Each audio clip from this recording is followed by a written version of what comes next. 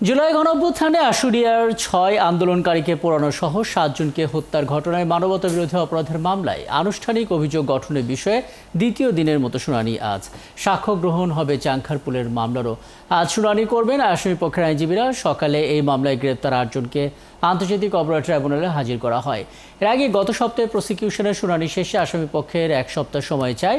পরে সেই আবেদন মঞ্জুর করে আজকের দিন ঠিক করে ট্রাইব্যুনাল ২। তখন অভিযোগ গঠনের শুনানিতে প্রসিকিউশন জানায় ৪ আগস্ট ১ জন এবং ৫ আগস্ট আশুলিয়া থানার সামনে ৫ জনের মরদেহ ও ১ জন আহতকে পুড়িয়ে দেওয়া হয়।